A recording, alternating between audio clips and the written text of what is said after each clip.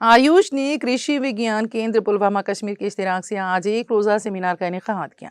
इस प्रोग्राम में कई शख्सियात ने शिरकत की, जिनमें ADC Awantipora Mushtaq Ahmad, director extension squads professor Rehana Habib, chief medical officer Pulwama doctor Tahmina Jameel, district nodal officer AYUSH doctor Farooq Naqshbandi और प्रोफेसर परवेज अहमद सूफी, सरबराह faculty of forestry squads Ganderbal शामिल थे।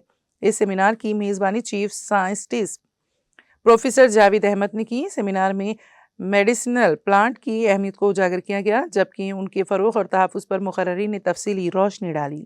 एक फैकल्टी ऑफ फॉरेस्ट्री है और वहाँ पे हम मेडिसिनल प्लांट्स पे काम कर रहे हैं। इसके अलावा हमारे वाडोरा कॉलेज जो एग्रीकल्चर कॉलेज है, उधर RCFC का एक यूनिट है, वहाँ पे भी हम मेडिसिनल और एरोमेटिक प्लांट्स पे काम कर रहे हैं। इसके अलावा जो हमारे कृषि विज्ञान केंद्रास हैं, वो जो भी ये टेक्नोलॉजीज़ फैकल्टी ऑफ फॉरेस्ट्री से या RCFC से या किसी भी यूनिट से आती है, उसका वो आउटरीच बढ़ा देते हैं, उनकी अवेयरनेस करते हैं। मतलब जैसे कि जो भी टेक्नोलॉजी है, पहले वो अपनी उस डिस्ट्रिक्ट लेवल पे असेस करते हैं, क्या हमारे डिस्ट्रिक्ट के आबोहवा के लिए, वहाँ की ज़मीन के लिए ये सही है कि नहीं, उसकी असेसमेंट करते हैं, रिफाइनमेंट करते हैं और उसके बाद उसके डिमॉन्स्ट्रेट करते हैं फार्मर्स में, ताकि वो इसको टेकअप करें। इसके अलावा हम उनको वोकेशनल ट्रेनिंग्स देते हैं, जिससे वो अपने एग्रीप्रेन्योर बने या एंटरप्रेन्योर्स बने।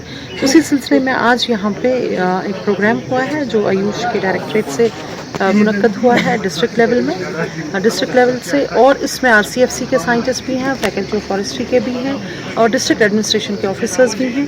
तो इससे एक इम्पोर्टेंस मिल जाती है, जो मेडिसिनल प्लांट्स हमारे अपने इंडिजीनियस से, हमारे कश्मीर का ग्रीन गोल्ड था और हम उसको अब भूल चुके हैं, मगर अब जो कि आपने बताया, इस टाइम हर्बल टीज़ का फैशन आ चुका है, हर्बल बाथ्स का फैशन आ चुका है, लेवेंडर, रोज़मेरी, चेमोमाइल, कश्मीरी रोज़, ऐसी चीज़ें अब थोड़ा सा मार्केट में फिर आ रही हैं। तो इसलिए हम चाहते हैं कि जो हमारा यूथ है, छोटे बच्चे हैं, अनएम्प्लॉयड हैं, वो ये खेती करें इसकी, क्योंकि हमारे पास यूनिवर्सिटी में इसको कैसे डोमेस्टिकेट करना है, इसको कैसे कल्टिवेट करना है, वो टेक्नोलॉजीज़ हमारे पास हैं।